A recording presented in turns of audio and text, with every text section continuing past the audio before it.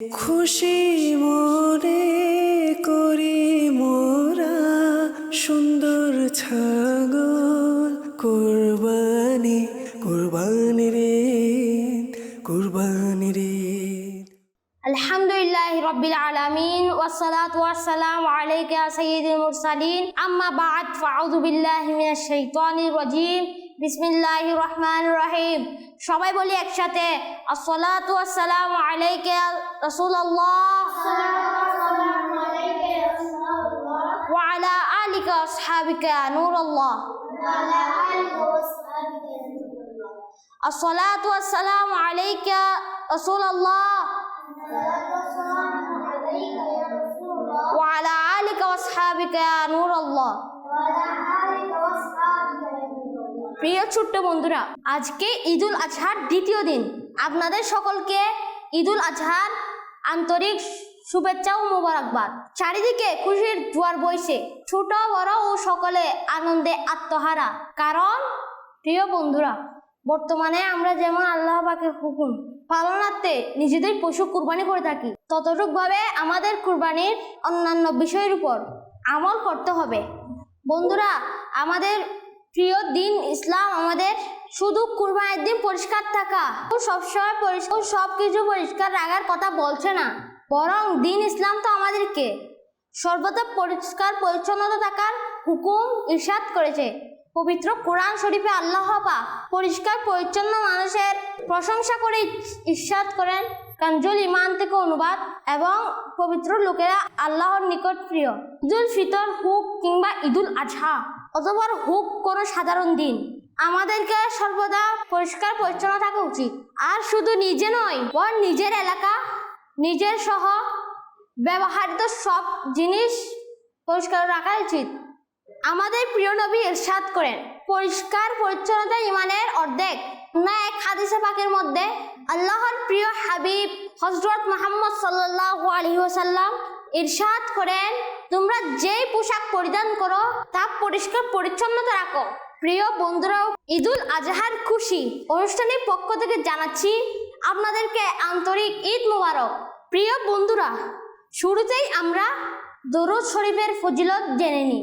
আমাদের প্রিয় নবী সাল্লাল্লাহু আলাইহি ওয়াসাল্লাম ইরশাদ করেন, যে ব্যক্তি জুমার দিন আমার উপর 50 বার দরুদ শরীফ পাঠ করবে, কিয়ামতের দিন আমি তার সাথে মুসাফাহা করব, অর্থাৎ হাত মিলাবো। সুবহানাল্লাহ, সাল্লু আলাল হাবিব সাল্লাল্লাহু তাআলা আলাইহি ওয়াসাল্লাম। অনুষ্ঠানের প্রথমে চলুন আমরা পরিচয় হব আমাদের ডান পাশ থেকে। ছোট্ট বন্ধু, আপনার পরিচয়? মেট্রেজা। মাশাআল্লাহ। ছোট্ট বন্ধু, আপনার পরিচয় দিন। আমার নাম ওমাজিদ আশরাফ নামান। মাশাআল্লাহ। তারপর ছোট্ট বন্ধু, আপনার নামটি বলুন। ফরদিন মোহাম্মদ ফারহান। মাশাআল্লাহ। তারপর আমাদের বাম পাশের ছোট্ট বন্ধুদের নাম জেনে নিন। ছোট্ট বন্ধু, আপনার নামটি বলুন। মোহাম্মদ সাবির আতারি। মাশাআল্লাহ। তারপর ছোট্ট বন্ধু, আপনার নামটি বলুন। মুনতাসির আলী মায়ান। মাশাআল্লাহ। তারপর ছোট্ট বন্ধু, আপনার নামটি বলুন। ওরিব্রেজা আতারি। মাশাআল্লাহ। এবার আমরা আমাদের প্রোগ্রামের সেগমেন্টের দিকে যাই। এখন আমরা আমাদের এখানে উপস্থিত বন্ধুদের কাছ থেকে কিছু কল্যাণকর বিষয় সম্পর্কে জিজ্ঞেস করব, কারণ আমাদের পরবর্তী সেগমেন্টের নাম হচ্ছে ভালো কথা কে বলবে। ভালো শিশুরা কখনো মিথ্যা বলে না। মা বাবাকে কষ্ট দেওয়া ভালো নয়। মাদ্রাসা ও স্কুলের কাজ আমাদেরকে নিয়মিত আদায় করে দিতে হবে। নিজের জিনিসপত্র গুছিয়ে রাখা উচিত, এদিক সেদিক ফেলে রাখা উচিত নয়। কলিং বেল বারবার বাঁচানো উচিত নয়। কারো বাসায় গেলে সেখানে দুষ্টুমি করা উচিত নয়।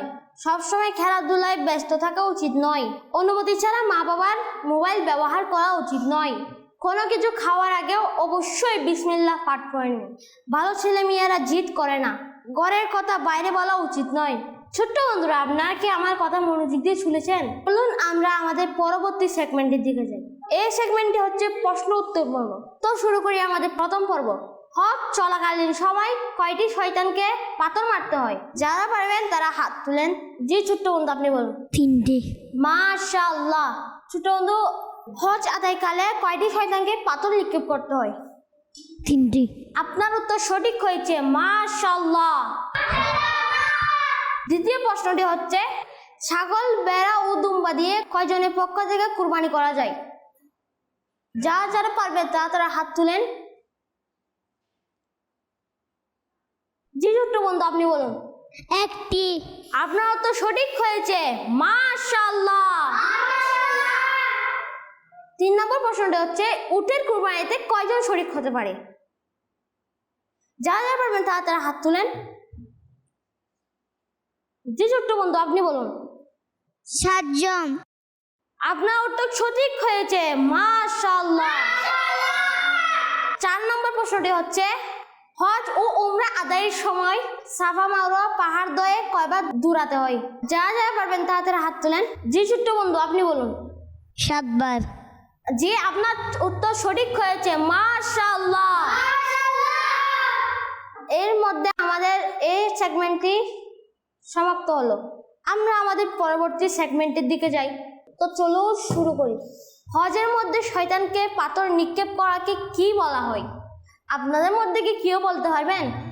যারা পারবেন তারা হাত তুলেন। জি ছোট্ট বন্ধু, আপনি বলুন। গ্রমি।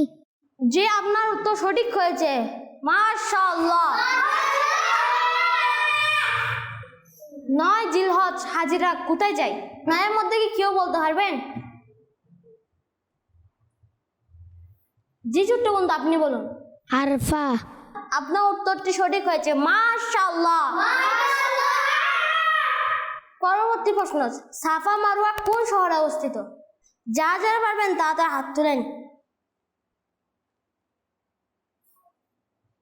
জি ছোট্ট বন্ধু, আপনি বলুন। মক্কা শরীফ। মাশাআল্লাহ। পরবর্তী প্রশ্ন, বছরে কয়বার হজ হয়? যারা পারবেন তারা হাত তুলেন। জি ছোট্ট বন্ধু, আপনি বলুন। একবার। আপনার উত্তরটি সঠিক হয়েছে, মাশাআল্লাহ। এর মধ্য দিয়ে আমরা আমাদের সেগমেন্টটি সমাপ্ত করলাম। এবার যাব আমাদের পরবর্তী সেগমেন্ট, আপনাদের সবার পছন্দের র্যাপিড ফায়ার। এই সেগমেন্টে আমাদের উপস্থিত বন্ধুদের 2টি ভাগে ভাগ করা হবে। আমাদের ডান পাশের বন্ধুরা টিম এ এবং বাম পাশের বন্ধুরা টিম বি। প্রত্যেক টিমের জন্য রয়েছে 5টি করে প্রশ্ন। যেই টিম বেশি উত্তর দিতে পারবে তারাই হবে আজকের বিজয়। তো দেরি না করে চলুন শুরু করি। আরবি মাস কয়টি? 12টি। মাশাআল্লাহ। দ্বিতীয় প্রশ্ন, ইসলামের প্রথম মুয়াজ্জিন কে? হযরত বিলাল রাদিয়াল্লাহু তাআলা আনহু। মাশাআল্লাহ। তৃতীয় প্রশ্ন, বছরে কতবার ঈদের নামাজ পড়া হয়? 2 বার। মাশাআল্লাহ। 4 নাম্বার প্রশ্ন, মসজিদে নববী কোথায় অবস্থিত? মদিনা শরীফ। 5 নম্বর প্রশ্ন, ফেরেশতাদের সর্দার কে?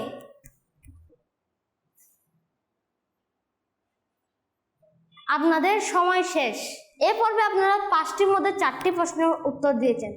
আপনারা 50 নম্বরের মধ্যে 40 নম্বর অর্জন করতে পেরেছেন। চলুন আমরা আমাদের টিম বি এর দিকে যাই। টিম বি, আপনারা প্রস্তুত তো? প্রথম প্রশ্ন, সূরা রহমান কত পারায় রয়েছে? 27 পারায়। মাশাআল্লাহ। দ্বিতীয় প্রশ্ন, কুরআনে পাকের মধ্যে সর্বমোট কয়টি সিজদা আয়াত রয়েছে? জি ছোট্ট বন্ধু, আপনি বলুন। 14টি। মাশাআল্লাহ। 3 নম্বর প্রশ্ন, মুসলমানদের প্রথম খলিফা কে? হযরত আবু বকর সিদ্দিক রাদিয়াল্লাহু আনহু। মাশাআল্লাহ। 4 নম্বর প্রশ্নটি হচ্ছে, জমজম শরীফের কূপ কোথায় অবস্থিত? মক্কা শরীফে। মাশাআল্লাহ। 5 নম্বর এবং সর্বশেষ প্রশ্ন, নামাজের ফরজ কয়টি? আপনি বলুন। 7টি। মাশাআল্লাহ। আজকে আমাদের র্যাপিড ফায়ারের বিজয়ী দল হচ্ছে টিম বি। টিম বি, আপনাদেরকে অভিনন্দন। আপনারা 5টির মধ্যে 5টি সঠিক উত্তর দিতে পেরেছেন, মাশাআল্লাহ। আজকে আমরা যা কিছু শুনলাম তার উপর আল্লাহ তাআলা আমল করার তৌফিক দান করুক। আগামী পর্ব দেখার আমন্ত্রণ জানিয়ে এখানে আজকের মতো বিদায় নিচ্ছি। আল্লাহু আলা হাবিব সাল্লাল্লাহু তাআলা আলা মুহাম্মদ। মুহাম্মদ সাল্লাল্লাহু তাআলা আলাইহি ওয়াসাল্লাম। খুশি মনে করি মোরা সুন্দর ছাগল কোরবানি কোরবানি রে কোরবানি।